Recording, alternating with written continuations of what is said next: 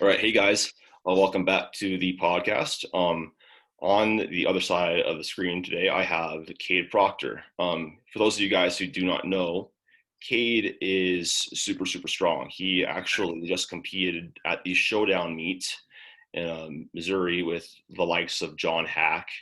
Who, if you guys don't know who John Hack is, I don't know why or how you found this podcast, but he had the number 9 all-time best Wilks total in the 275-pound class, correct? That's what you managed to pull off. Yeah, I believe it was number 9. Yeah, so 804 squat, 507 bench, 501 bench, 501 bench, and 804 deadlift. Yep. So Kade is pretty strong. He's this is only like what, your second year powerlifting? Yeah, so Jagger kind of begged me to do a meet. Like my first meet I did April 2019. That was my first meet, and I did 3 meets last year, like back to back. So I did April 2019, then I went to drug test nationals in July, and then after that I competed at Only the Strong, which is put on by like my home gym, JP Price and all those guys. It was a really great meet, but that was my last meet. And then now I just competed in the Showdown, which was WRPF. So that was my first WRPF meet. Yeah.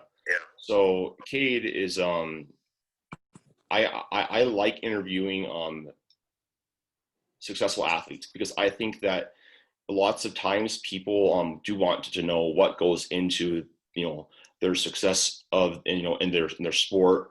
What's their background? How did they get into powerlifting specifically? Because nowadays powerlifting is becoming pretty mainstream.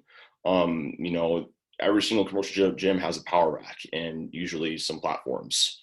And that wasn't the case, even 10 years ago. So the sport has massively grown. So Kade, I guess I wanted to kind of start from the beginning, I guess, quote unquote. Did you grow up kind of always being more athletic with a sport background? So like yes and no. Like I was a fat kid like when I was a lot younger, for sure. So like I was always like cultivating mass for sure, because like I was always fat. I would always be eating, But as I got into like 7th, 8th grade, I started lifting in 6th grade. I think that's when I first started lifting. But it was just like barbell basics, stuff like that. Nothing crazy, just for football and stuff. And then like as I got into like wrestling more and I got better at wrestling and football, I obviously hit the gym a little bit harder. I started actually training with my football coach. It was just him and I, and that would have been my senior year of high school. So I would go in 6 o'clock in the morning. I'd train before school with him, and then I'd have a weights class that I'd go to later. And I was probably overtraining. I know I talked to Jared about this a lot. He was just like, yeah, dude, I would train like 2-3 times a day. And I was like, same. I would train like twice a day at least. And then, yeah, we'd have like a football workout as well. So for the most part, yes, I always have liked training.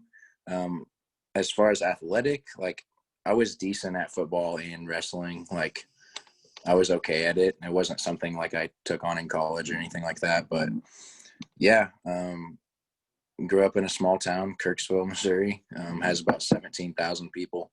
And then I went to UCM, and that's when I started getting training from Jared Feather, and one of my professors was Mike Israel at the time too. So I got kind of got lucky there, as far as like very smart individuals that I was around. But I think, learning under Jared and Mike both, like just being able to, program myself like so much better. Like I had never actually, programmed for myself. It would just be like bro splits for the most part until I got to UCM. And then when Jared like took on my training and stuff, like that's when I learned RPE. That's when I learned, better training principles overall. So I attest like a lot of the mass that I actually got was probably while I was at UCM, actually doing bodybuilding training, that sort of thing. And I think that's something that I see with powerlifters a lot. Whether they're new or, they've been at it a while, it's like they don't focus enough on hypertrophy phases. And that's something I would attest, quite a bit of my strength or my success to is just because, dude, I train like a bodybuilder. Like for the most part, like I train like a bodybuilder and I throw like in my strength phases and stuff, like, yeah, I'll be doing squat, bench, deadlift, but like my accessories are still fun. Like I like that style of training. I like, 7 to 10 reps, 7 to 12 reps. That's my shit. So I really enjoy that style of training. And I would say that that has helped a lot over the years. I would echo that. I think that a lots of times people, especially powerlifters, obviously it's important to practice the movements in the lower rep ranges because that's the sport of powerlifting. But I think lots of times, especially new beginners, do neglect their hypertrophy work because it is typically it's less flashy. It's not as exciting, pushing Right. up an absolute max. But I'm sure that you got this a lot too. You probably do get this a lot. You probably get asked, "Oh, like, do you compete in bodybuilding or like something like that?" Because you do have that muscle. Like, lots of times people will come up to me and ask if I bodybuild. And I'm Mm-hmm. like, no, I powerlift. But like, the whole reality is that if you want to really maximize your strength potential, you got to love the hypertrophy phases. And I think Yeah. that the usually the best powerlifters are the ones that enjoy the powerlifting side and the bodybuilding side just as much as what I Yeah. have found.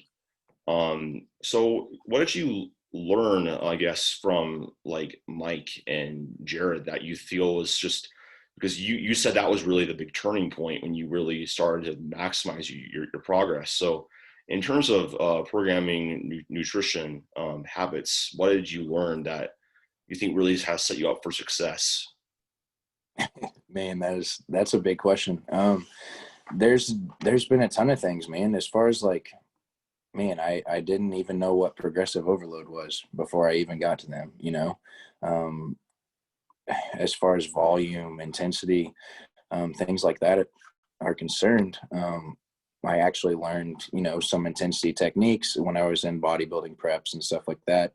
Um, Drop sets, down sets, like all these things like accumulate over the years. It's not something that I learned, in a couple weeks. It's just like over the years of like constant training. The RPE that's a huge one. Like I said, I still don't have that down. Like by no means do I have RPE down, but I think as we train longer in it, we get better at it, just like anything. But I would attest, just as far as nutrition goes, like that's a huge one. Like I learned a lot from doing bodybuilding preps with my nutrition. I can kind of carry that over. Like if because like this was my first time like going into 275 as well. Like I've always competed at 242. So I knew that I was going to have to push the food a lot as far as to get up there. And so I attest like a lot of it to that, like protein synthesis, like nutrition partitioning, like how many carbohydrates I should be eating, like what should my fats be at, like all of these things play into account. And I would say I learned a lot of it over the years under them. And like by no means like do I know everything about that. I don't. But it was a lot. It's a lot of information to take in, and like I said, it just comes over the course of time, just like anything. So man, to specifically say like what did I specifically learn, like there's too many things for me to just Sure. start So, listing and out. I guess to steer a little bit more for nutrition for powerlifting, because I think that's something that a lot of powerlifters kind of are really lackadaisical with, especially. I know that Alberto Nunez and guys at the Three Muscle Journey have really, they've kind of led the charge with saying, powerlifters should eat more like bodybuilders. So I guess in terms of um, massing and cutting and maintaining Yeah. and like protein intake. What do you think is the most important thing for a power lifter? Like, how do you think that they should structure their nutrition in order to maximize their long-term progress? So what, I don't know, man, because everyone's different. Like, I don't personally do like a lot of coaching myself. But for me, what always seem to work is if I do, 1 gram per pound of body weight protein. I usually do about 2 grams of carbohydrate per pound of body weight, and carbohydrates. So that varies too, because sometimes I would be up to close to 3 grams in pounds of body weight, which is a lot. But carbohydrates play a big role. My fats are definitely a lot higher whenever I'm powerlifting, just for like joint purposes, feeling better overall, like recovery. So my calories are a lot higher when I'm bodybuilding or when I'm powerlifting, obviously. But that's just so I feel better. So I'm a lot stronger. I have, an excess of calories, like caloric surplus at all times, because I'm not trying to be shredded. I'm not like, that's cool and all, but like, that's not going to be the overall arching strength gain that I'm going to see is like if I'm lean. Because like if I get lean, dude, I'm not going to be near as strong. Yeah, so actually going off of that, And that kind of goes off of like body fat set point and for stuff. and you said that you historically had more of a background of, you were like more of like the fatter kid, Yep. growing up. Yep. Absolutely. So I'm sure that with your bodybuilding, especially, like you got to really understand like, where do I feel best at? Because you really have been at both extremes of Yeah. the body composition spectrum. I know that for myself, lots of times, I think this is something that lots of powerlifters do need to eventually come to terms with. It Yeah. does have to do with a lot of like, what's your weight class? What are you going to be most competitive at? And lots of Yep. times, whatever you're most competitive at is going to be where you can be the most jacked and the most lean while feeling good. Mm-hmm. Would you say that your experience being 275 versus 242 was better powerlifting? For sure, on like it always felt better on squats and bench for sure. Deadlifts sometimes. Obviously, I still hit like PRs on deadlifts and everything, but as far as it like feeling really good, there would be times when I was a lot thicker. It's the positioning of like getting into like a conventional pull and stuff just didn't feel as good as far as like being thicker around the waist, just positioning overall. But for bench and squats, definitely like it felt a lot better. Mm-hmm. So I guess well, lots of times power lifters have questions about what weight class should they, likely could go compete at. Yeah. If you had a beginner hypothetically, and Beginner had first comp. experience, sure, what would you say to them? Yeah. So if you're a beginner, it's your very first competition. I know I've talked with like JP Price about this a lot too. Um, Dude, just go in at whatever weight class you weigh. Like, do not try to do like a cut at all.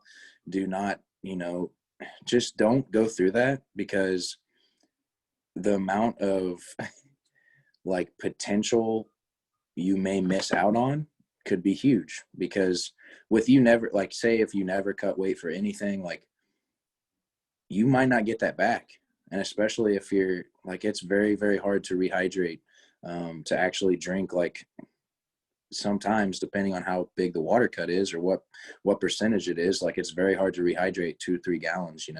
Just most people can't do that, and the amount of food and sodium you have to intake is crazy. So just keep it simple, like go in at whatever weight class you weigh, like eat into it and like have fun. It Mm-hmm. should be fun. Your first one should definitely be fun.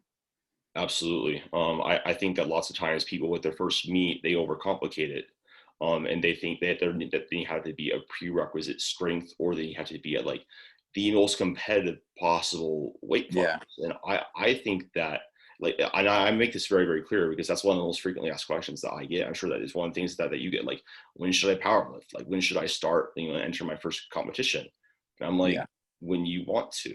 Like, Yeah. and like That's what I say too. can you bench 45 pounds, squat 45 pounds, deadlift 45 pounds? You can join a powerlifting meet. Like, Yeah. that's literally like that's the smallest prerequisite. And I think that lots of times, going off of my experience, because I've only had one meet, and I tell you what, that prep took something from me. Like some of those sessions, just like the seat, like just the nervous system, fatigue, just feeling drained. Fatigue, dude. Like Just like I don't think people can actually understand how tired you are all the time. like Going, I've done so I can this is a caveat for both because like I've done bodybuilding preps, I've done powerlifting preps. Um, the amount of like central nervous system fatigue in a powerlifting prep is just crazy up here, right? And the amount of fatigue in bodybuilding is just because like we're in a huge caloric yeah, deficit all the you're time. you're like 5% body fat. Yeah, like you're hurting, like it sucks for sure. But the amount of like actual central like nervous system fatigue versus like you just not having enough calories all the time, they're like two different feelings. And like you said, you aren't going to know that, and you won't understand unless you actually go through it yourself. Absolutely. And I think that just circling back, anybody who wants to come to compete, I think that having a deadline or a timeline of, look, I want to compete in the next 6 months, look for a meet in the next 6 months, and then plan out a macro cycle, which is, for those who don't know, is consecutive training cycles or mesocycles, Mm-hmm. to, so that you can peak your strength. So having hypertrophy phases, general strength phases, and then a peak, going into that competition. Because if you have no plan, like you're Yeah, just, you're you're just you're a, being you're lax a of training. duck. You're Exactly. sitting duck in the water. So yeah, always have a plan. Like that's whenever like Jagger reached out to me, he's like, dude, you should do a meet. It's like gonna be your last year in the juniors. I'm like, okay, yeah, I'll do one. But always having a plan, like having a coach of some kind, like is always going to be better than you trying to wing it yourself. Absolutely. I think that that's so important for people to hear. Like, a coach is just somebody that is there for you. Like, lots of times people think it's just like a program.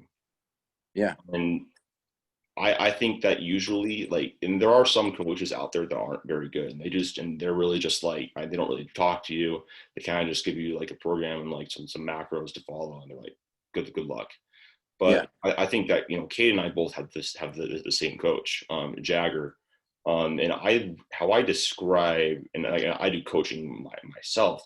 How I describe, my role as a coach, and really, I feel like if you've gone through a prep, especially, you understand what a coach is and its actual value.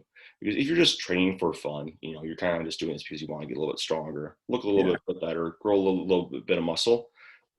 A coach can absolutely help with that, and it definitely does have a lot of value. But when you have these athletic goals, these performance goals, these physique goals, I found that a coach is just somebody who's always there to help. Like, it's like your wingman. It's just that person you can always hit up, and they'll give you what you need to hear instead of what you want to hear. yeah, Would you agree with that? yeah. I would say like there's been several times I've thought stuff looked pretty good, and I'll say that, and they're just, like Jagger's just like no bullshit about it. He's like, all right, well, you could work on this. And so like just someone being honest to you rather than you being out by yourself, like, oh yeah, that was pretty good. Like, no, like you need to be pushed a little bit further so that you can grow as an athlete, whatever level you're at. Like you need to be pushed in some way. Someone needs to keep it fucking 100 with you, because if you don't, then that's where you kind of get on to, oh, like I'm doing pretty good, but like I put, say you put like 25 pounds on your whole meet total, instead of like maybe if you like would have got some constructive criticism and like you would have had like a no bullshit approach and they're like actually telling you, what you could work on, then who knows, man, maybe the 25 turns into 75. Yeah, going off of that, just usually a coach will, not only, they're going to be completely honest, no bullshit, they'll be completely, transparent and tell you what you need to hear if they truly do care about you. But I found that for myself, the biggest thing with a coach for me is the psychological help, is because athlete psychology is just, it's the most like, it's like It's so deep, bro. always self-doubt, It's and like so in and depth. like you feel like you're on top of the world some days. Other days you're like, I'm the worst person ever. And like Yeah. like if you go off program, and, you should have went off program, and then it goes miserably awful. Yeah. It's like, uh, uh, don't know what to say. Yeah. There's not much to say, man. Like, There's just I like, fucked up. I've had so many messages from Jagger, because like, I go off per program like anybody else, Yeah. and be like, so should I just not care anymore? And like that hits different. Like that hits different, and I think that's something that, like a good coach will call you out on that. And I think that for myself, especially like as athlete development, because not like developing the athletes and then helping get them sharpened for that competition and going through that actual process of prep, it's an art. Like it's not something that really anybody can just do. I think lots of times like there's a reason why Russell Orhe, like Brett Gibbs, like Sean Noriega, the best of the best, like, Mm-hmm. they have coaches, because they understand that like they could do it on their own, but it's gonna be freaking hard, and they're gonna have a lot of self-doubt, and they're gonna be like, oh my gosh, I don't know if I'm getting stronger, because Dude, psychology is go huge. through, dude, you've been there in so many training cycles. Like, I'm getting weaker, and then the fatigue dissipates, and the coach says, it's like, chill, like this is part of the plan, like we'll be fine, just keep Yeah. get the I'm ball dying moving. right now. Yeah, Cut my like, sets. yes. You're like, I don't want to do this 8x5 on bench Yeah. press. Yeah, dude, that's It's stupid. like, I've never done that. I've never done 8x5 ever. I've had to do I think the worst thing Jagger put me through was 10 sets of squats and 6 sets of conventional deadlift. That was the worst fatigue of my life. Yikes. It took me Yikes. about a week to recover. Probably But more. again, Probably more like a week and a half, dude. That's crazy. but I also don't squat 804 pounds. So it's a Yeah. little, The volume there, like the volume there is just a little bit different. But yeah, dude, if I had to do that, I literally would just be in a wheelchair. I was definitely in a wheelchair for that week. Hell But yeah. anyways, just I guess let's steering back, more on like in regards to coaching and meet prep. You've competed in 3 meets. I, How I has the correct I've done 4 4 now. So 4? the showdown was my 4th one, but my first one in 2020. Well, how would you say what have been the biggest changes from how you prepped and like overall programming? Like how many days did you spend in like hypertrophy versus strength versus peaking? Because lots of times, people are like insistent upon singles and always doing like, that type To be of. honest with you, man, like I don't do singles until it's my peak, really. And there'll be doubles in there as well. But as far as that goes, like I do mostly strength. I would say I do more strength phases now because like I'm already at my weight class limit. So I don't want to really I could, but like I don't want to go to 308 yet. Like I want to have some solid meets at 275 first.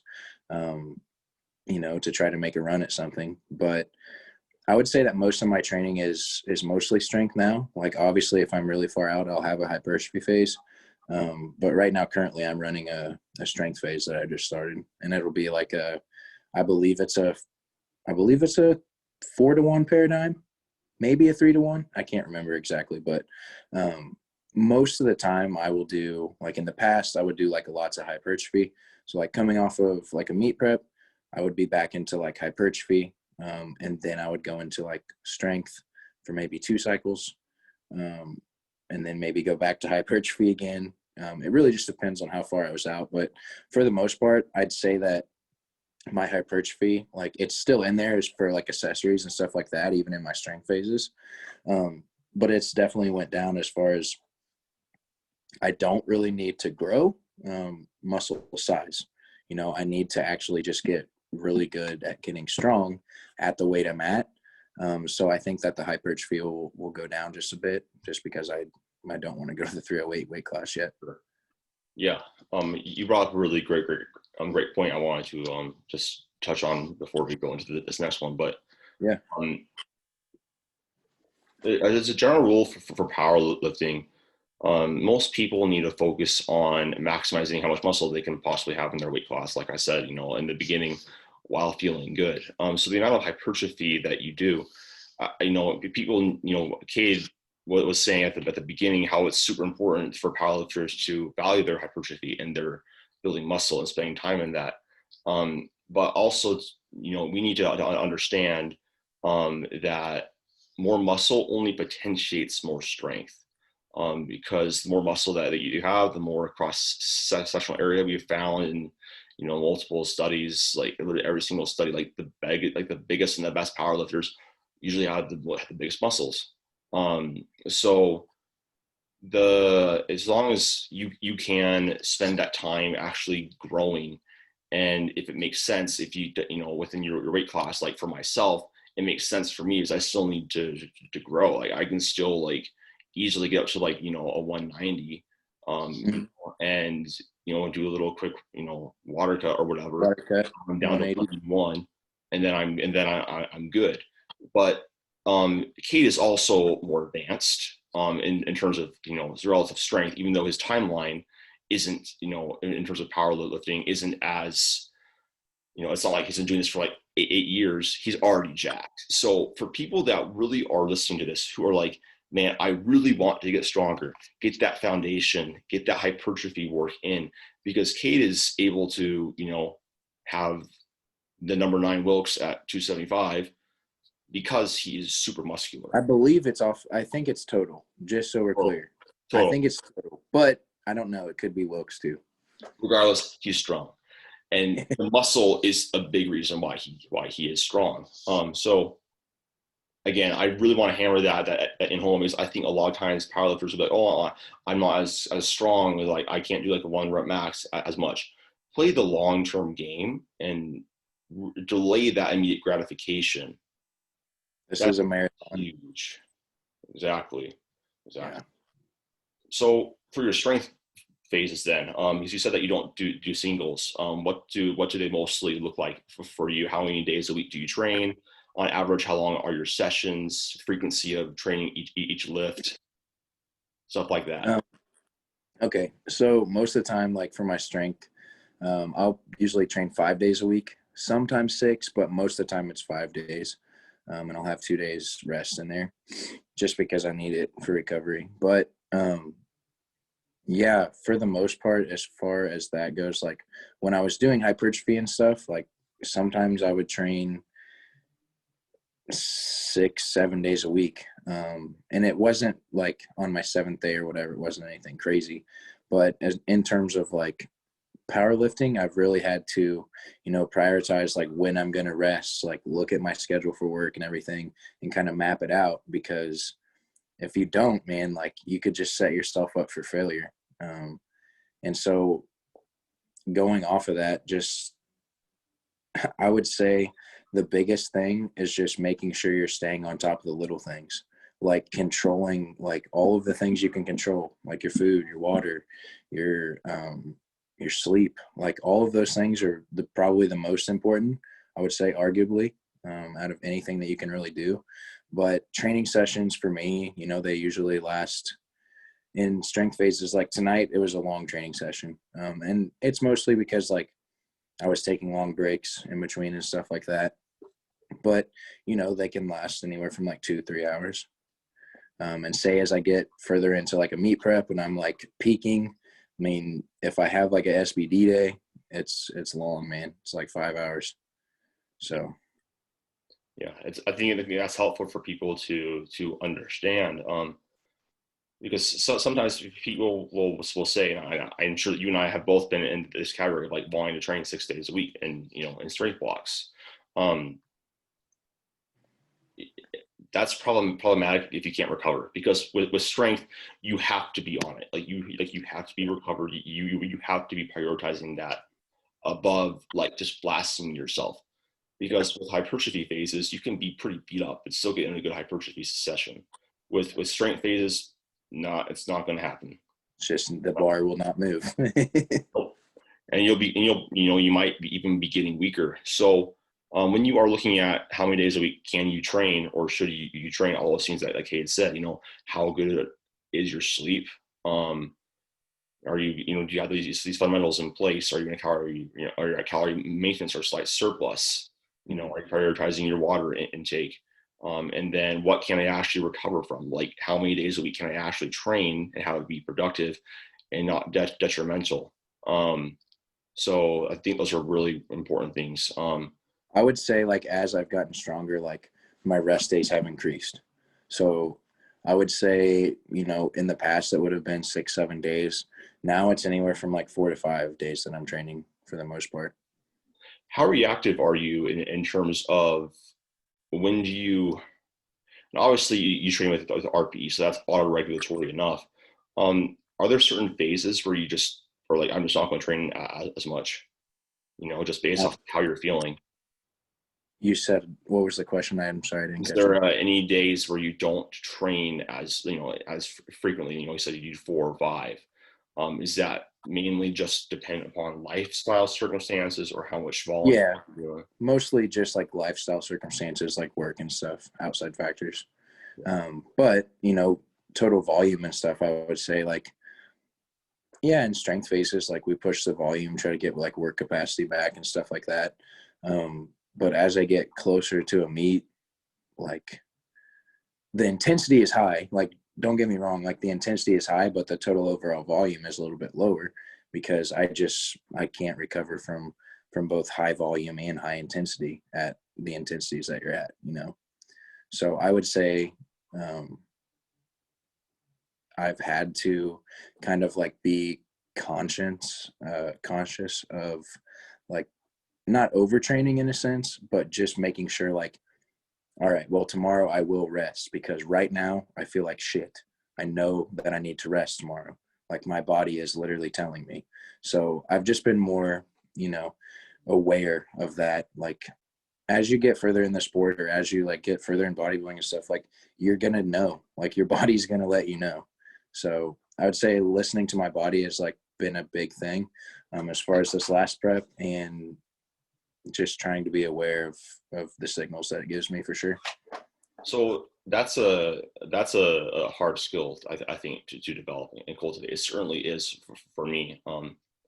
I describe it as the discipline of rest because you love to train. Like you said in the beginning, you're Love training it. 3 times a week, 3 times a day. I'm sure that you and I are the type of people who, if we could literally train all day, every single day, we would be curling right now on podcast if it was. But Yes. how? So, I guess how did you cultivate that mindset of being able to know when to pull back and discipline yourself to take your rest days, take your deloads when you know that you're supposed to, because that's something that's, in a lot of times, that's harder than pushing hard. And Oh, I dude. found that, especially, I've had it periods, and every single time, I try to skip these phases of rest, like my rest days, where I like, oh, I don't need to deload. It Yeah. ends up like really beating me up. So how did you develop that I guess that discipline of rest?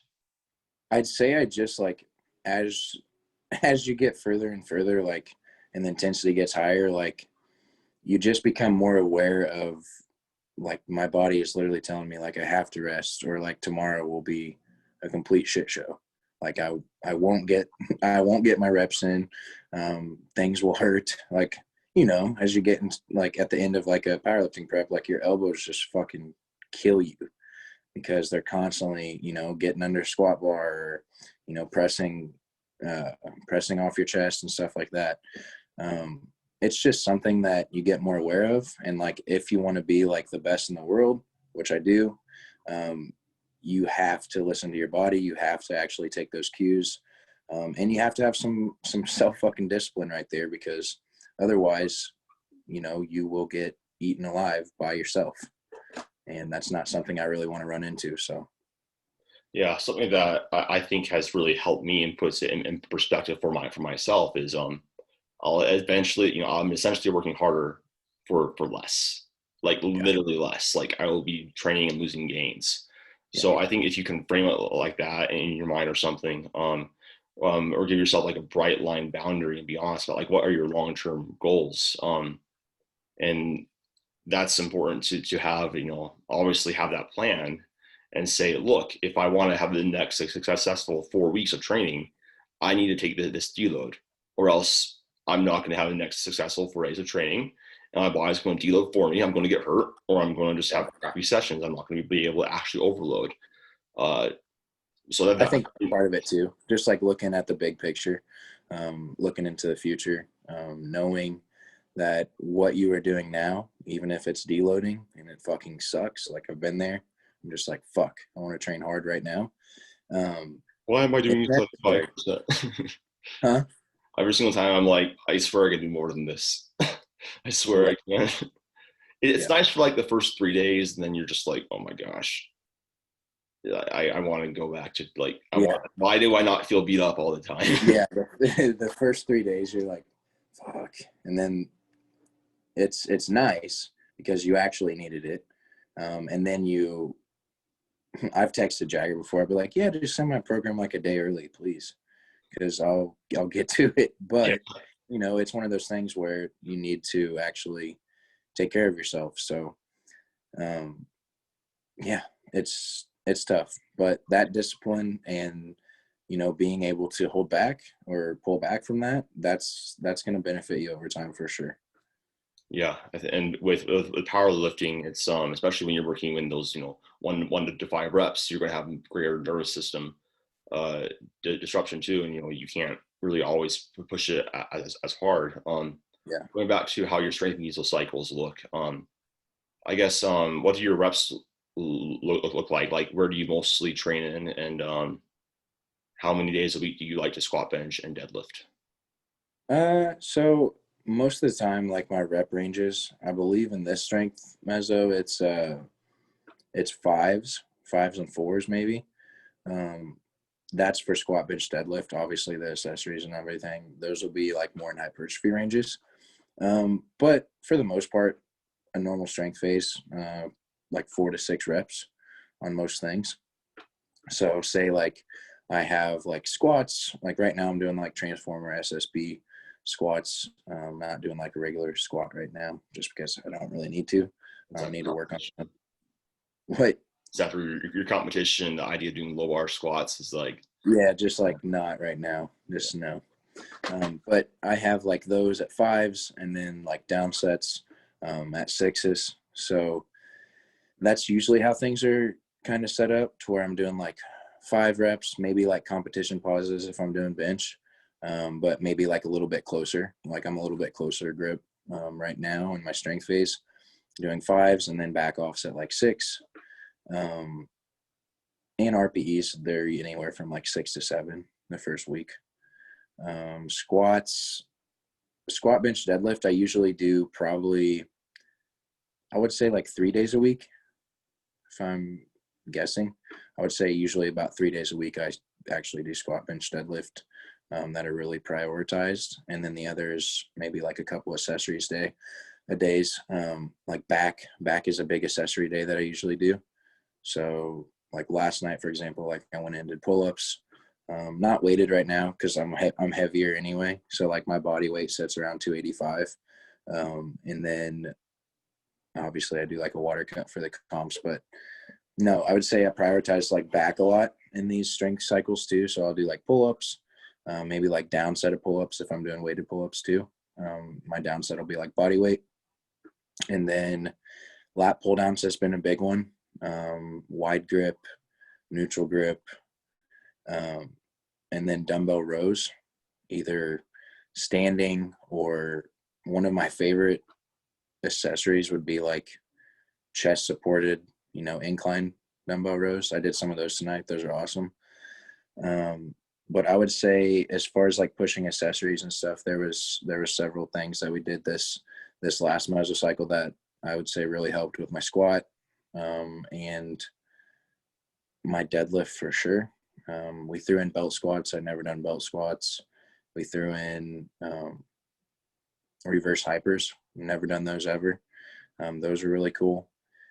And also hex bar. I never done hex bar. So that was really fun to actually push that. And I think that probably helped with my squats more than my deadlifts for sure. Just like pushing really hard through the floor.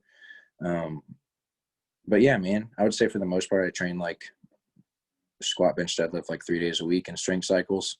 And then the rest of it is kind of made up with hypertrophy or like incline bench. I do a lot during like non-contest prep.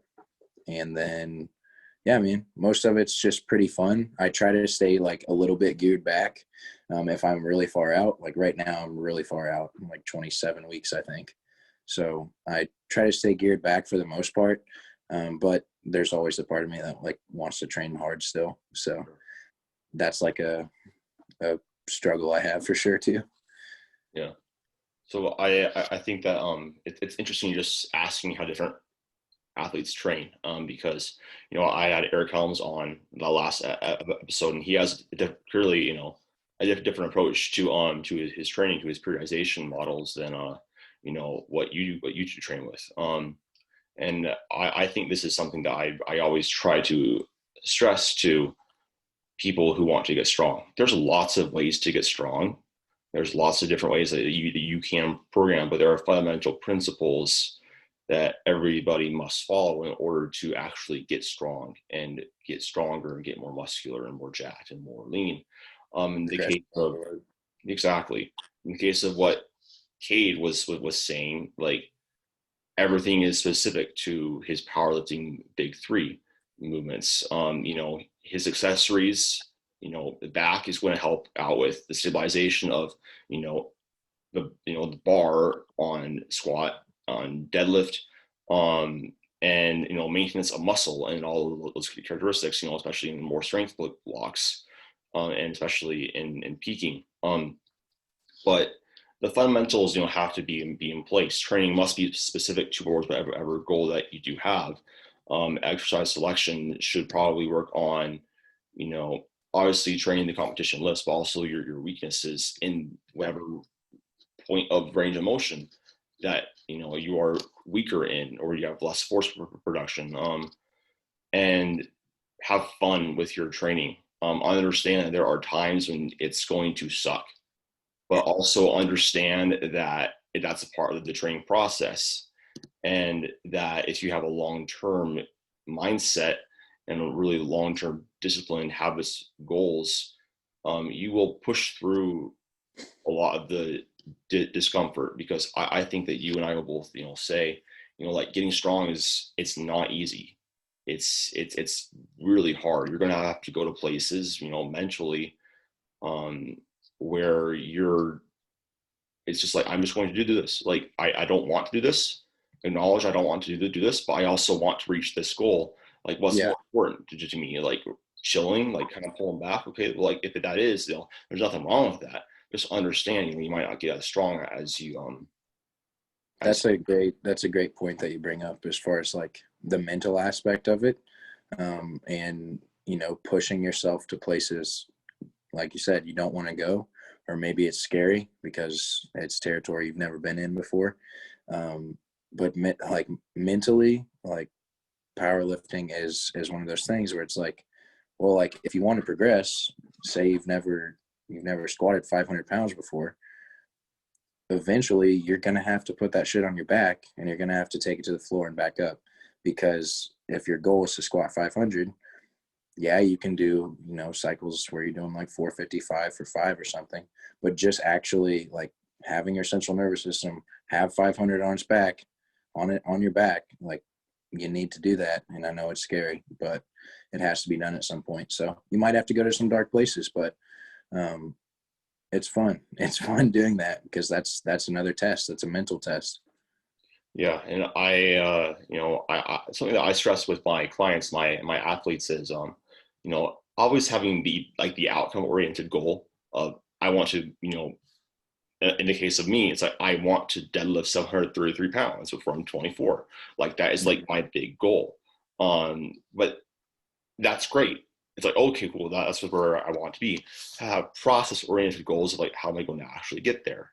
How am I Right. actually going to do that? And that's why Kate and I, I think if there's anything that you've said in this and that has been a repeated theme is a really big part of this whole thing is just, where you want to be, and you set a logical like plan of like, this is what I think is necessary, but you're also willing to adjust on the fly, and you also understand that it's not going to happen immediately, and that's why it's important to love the process and be okay with and like accept everything that comes along with it. So I just think that's important to bring up to the listeners, that you can have, you can say, I want to get here, I want to get blah blah blah, and like that's cool, but what are you going to do right now? How is that playing Yeah. like the What are right? you going to put in place to actually get there? Exactly. And sometimes like for Kate and I, we've gotten to the point where like this is just our identity. Like we lift weights, we are power, like like if you were to describe anybody, like if you was like, in a new job or whatever, powerlifter is probably going to come up. That's just part of Yeah. your identity. Um, Sure. and so I guess, because I'm sure you and I didn't always like lifting weights, and I guess getting into this. What were the biggest things that you think were for you that kind of got this into like just being a passion, and not only a passion and a habit, just a part of your identity? Man. I would say probably just like sports growing up. Like it made me so much better at wrestling and football.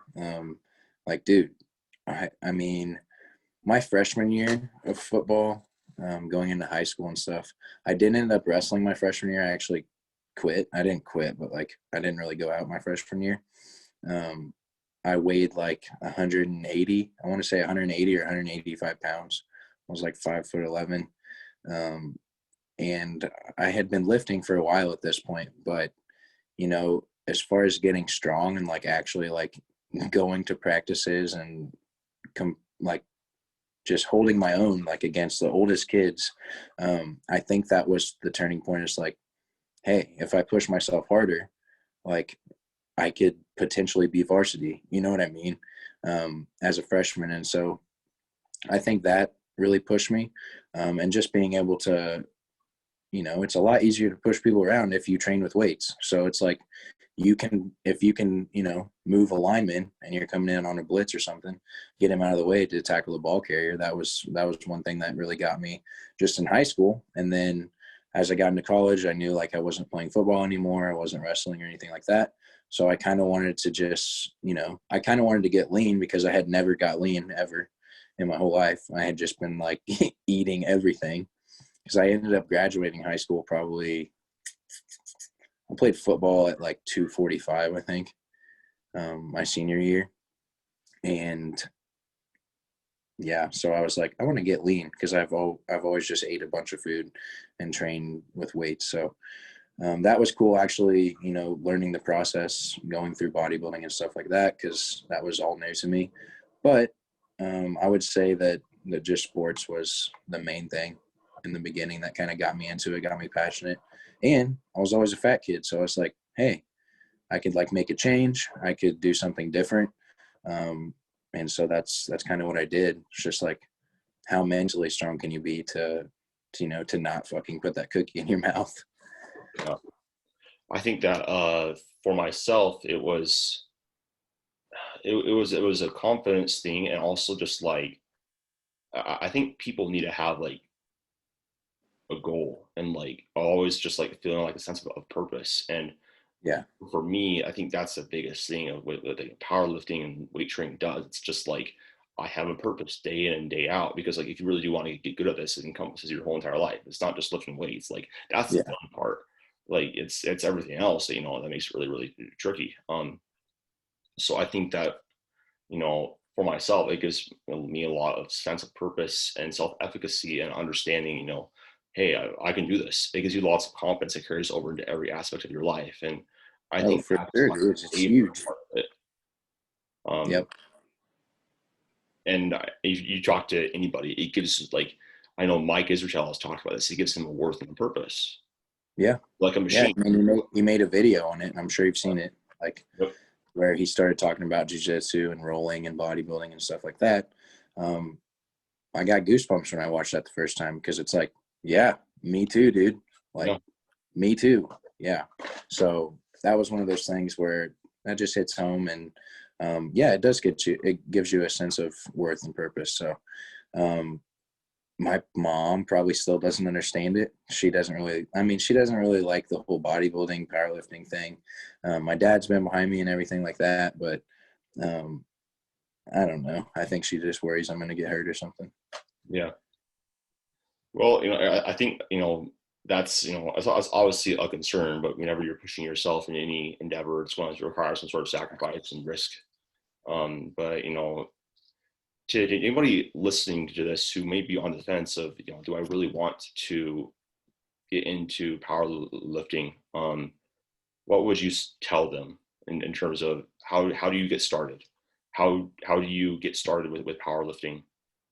Dude, the biggest thing is just like, if you really like, you truly want to do powerlifting, like, go to a meet first. Like, go to a local meet if you have one, watch it, see if you can understand it, like, see how, like, the coaches are, in the back room, like, loading the bars, kind of see how it all works first. And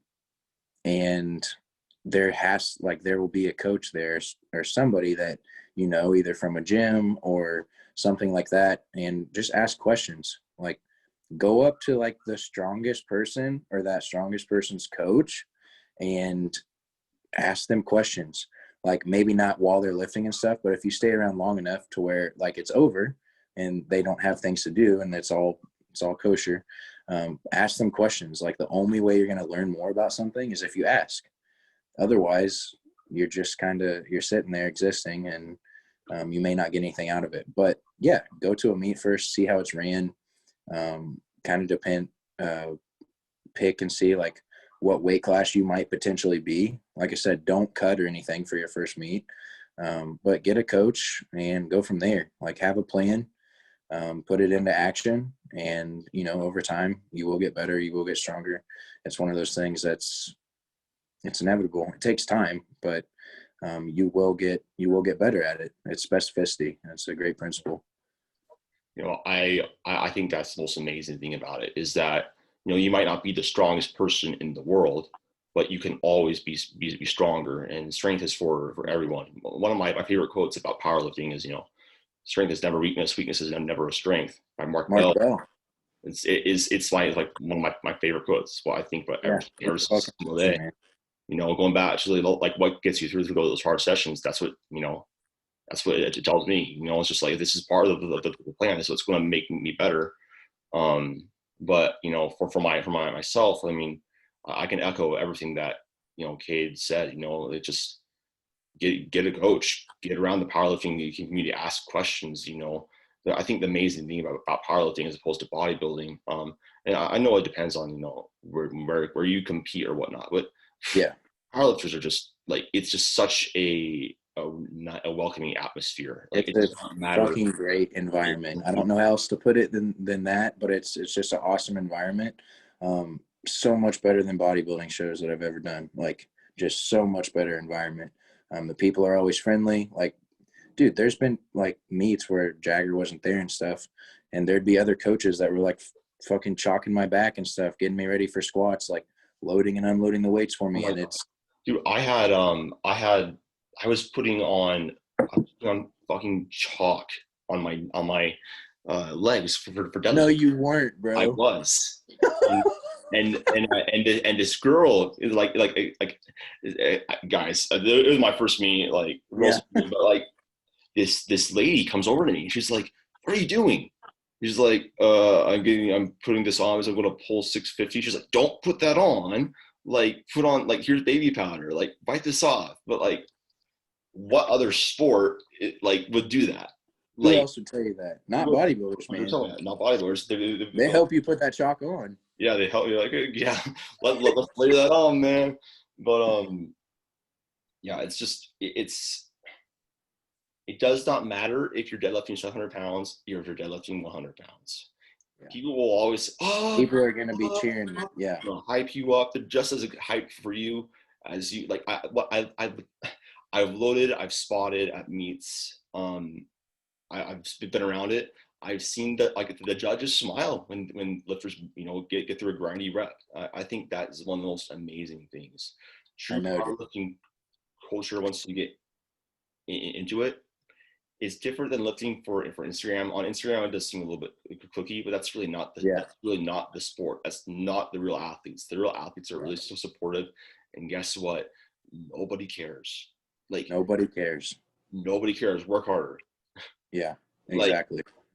just do your Legitimately. absolute best to get in a.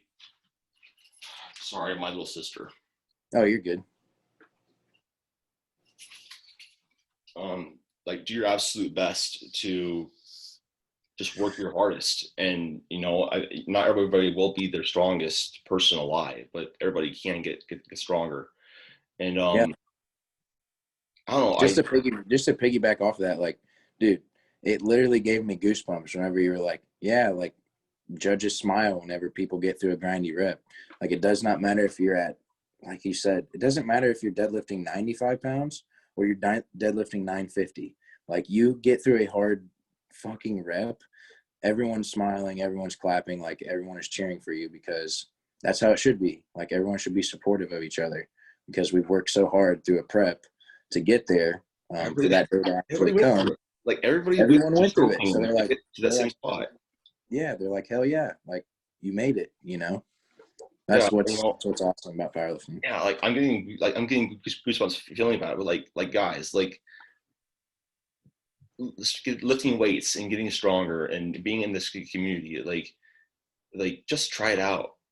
Like you might not like it, and then you know. But Yeah, never know. at least you tried, Like Cade's done his bodybuilding, and he decided, like I liked it, but it wasn't for me. I love powerlifting more, but you wouldn't have known unless you tried. Yeah. And I know just like I remember, like I think one of the best feelings of my entire life was just that 650 deadlift. Mm-hmm. It was just like, because from myself, like, I've been pretty open about this, but like I had, I come from an eating disorder background. Dude, Mm-hmm. freaking 3 years ago, I was like, I was basically hospitalized, like on like an IV, and like literally had like no energy to just walk around anywhere. Like I was just that week, to go from that thing, man, 3 years ago, I was there. Now I'm Mm-hmm. here. Like Now it brought you're lifting 650. tears to your eyes. Yeah. It's an amazing sport. So like if anything, do this for you. Like do this because you like it. Get on a good program. Like nothing is worse than trying hardest and not making progress. And that's something that I always, I think that's my favorite part of coaching, is just seeing how happy like my clients are from like just getting stronger. And dude, There's just like, magical about it. yeah, and there's something magical about like being in a prep, it being hard as hell. Maybe you fucking miss a weight that you thought that maybe you could do during your prep, or your squat was shitty, your technique wasn't good, you grinded through, like you're peaking, which happened with me. Like literally I missed 804. I had a shitty 760 squat that did not move good. And so like that like puts you in a shitty place mentally, because you're like, fuck, will it be there on meet day? You just kind of have to like hope so. Yeah.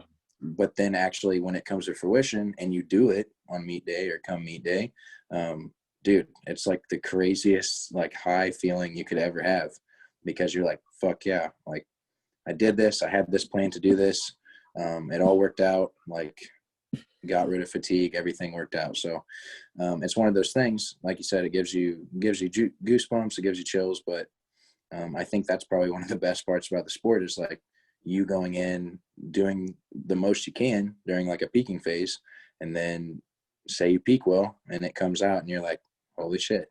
You're like, Now wow, yeah, actually it was working. Yep, it was working the whole time. Yeah, I mean, I think that's something else a lot of people get wrong.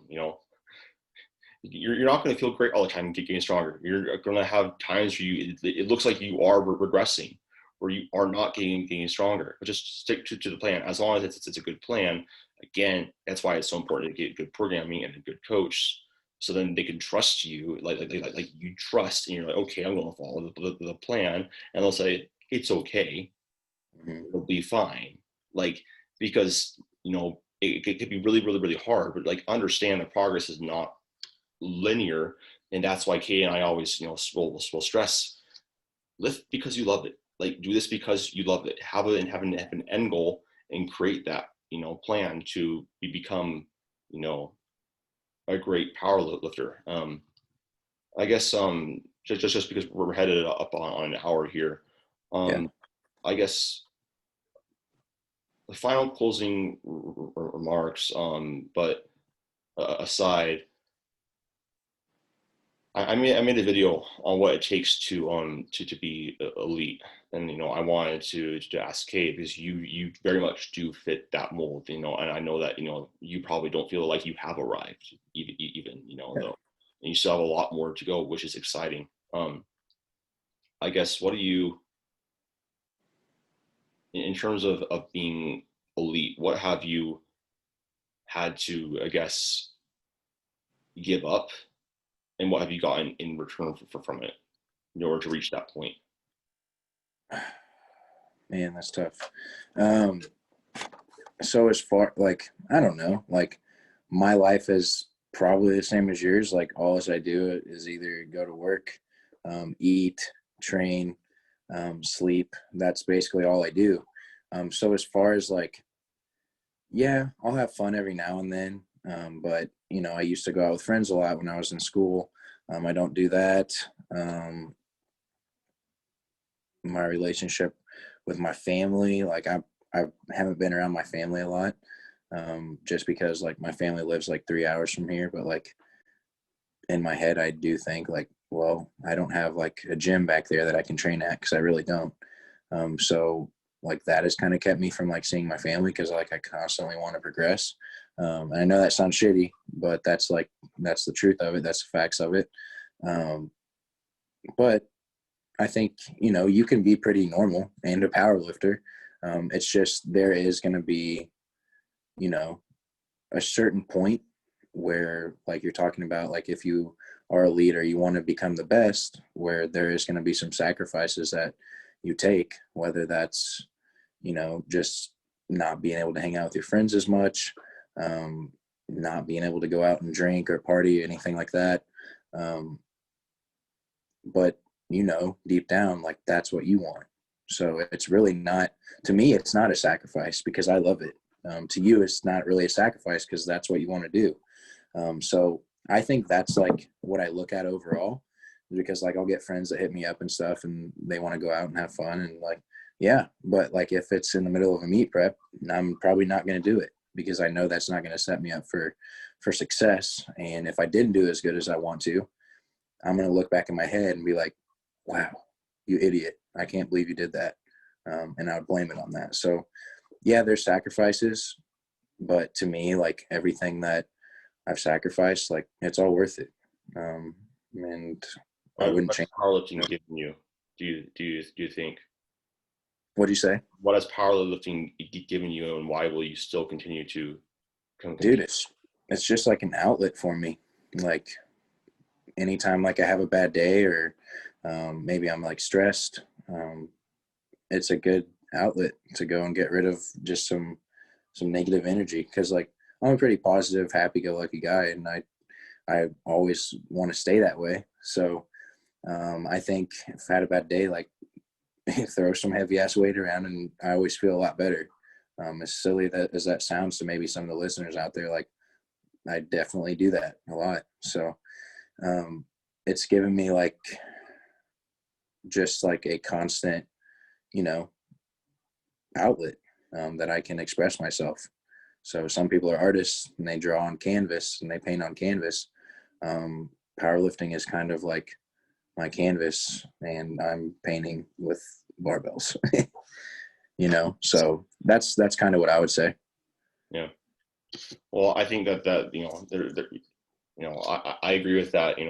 For me, the reason why I still train is like literally just like, even on the days I'm just like, I don't really want to, I'm tired, like I don't want to be here. It's just like, what am I going to do? Like not train? I'm like, "Fuck, no, What I am I love, gonna do at home? yeah, like I want to go home. Like I don't have any friends. Like I cry all the time, but at least the weights understand me. But yeah, it just, we lift because we love it. And I think that for myself too, um, you know, I'm not super social. I don't really go out and do things kind of similar to you, like what you just Yeah, said. But honestly, it's just like, it's what I want to do. It's what I want. just me. It's just me. Like, I don't get me wrong. Like, I'll have fun every now and then, but like, it's not while I'm in a big prep. Yep. So I guess closing remarks, Kate. Yeah. What would you I guess first off, where can they find you in terms of Instagram, and then what would you like any listeners to really know, or leave off on, just going off of everything that we talked about? Because I know that this is kind of like a kind of all over the place, like. Yeah, kind of all over the place, off the cuff sort of thing. But so what would you want listeners to mainly take away or learn from this? Um, so I would say that if you are going to do a powerlifting meet, or like you're interested in it, like I said, go to a meet, try to find, the strongest person in there, or have a coach around them and try to talk with them or get with them. Because even the best, even the best athletes or the best powerlifters in the world, like, they have coaches. Like, I don't think I know any that don't, but if they do, they're an anomaly. I would say try to get a coach if you want to do it. And then overall, man, like, it takes time. Like, progressive overload your training, and over time, like, making sure, like I said earlier, the things you can control, your food, your water, your sleep, like all these things, these outside factors, those are going to be huge over time. So making sure you prioritize those, in your training. And like I said, progressive overload is key. It's not going to be, it's not going to be super speedy as far as in terms of super, super fast progress, but it will come. And just, don't quit. And that's the biggest thing, is just like, don't quit, stay after it. Don't get down on yourself. Don't get discouraged. Just stay after it day after day. And you can put something together that's pretty fun, or you can put something together that's pretty special in the end. I really, really agree with everything that you just said. Like, I don't know how else to end it better than that, man. So I wanted to thank you so much for coming on and being willing to talk with me. Where can they Absolutely. find you and see you lift up heavy shit? Yeah. So my Instagram handle, I changed it, but is Kade. So it's just Kade, period, and then Proctor. So Proctor. That's on Instagram. So Kate, definitely follow him there. He posts, how he progresses with his training. You can kind of follow along and see like what phases he's in, exercise selection, kind of some of the things that we talked about, of the with how he programs and trains, and just is good to see somebody get after it every single day. I think that's a cool thing about social media, is that you can see how the best athletes in the world train this sport. Yeah. And So, like you said earlier, like, it's all different. Everyone trains differently, yep. but it all Take away comes the down to fundamentals, progressive overload. progressive overload. Yep. Right, man. Well, thank you so much for coming on. And thank you to the listeners. Absolutely. Thanks for having me on, dude. Yeah, absolutely, man. Let's it's good to finally connect. But Yep. thank you for listeners for tuning in, and I'll catch you guys on the next one. Talk to you guys later.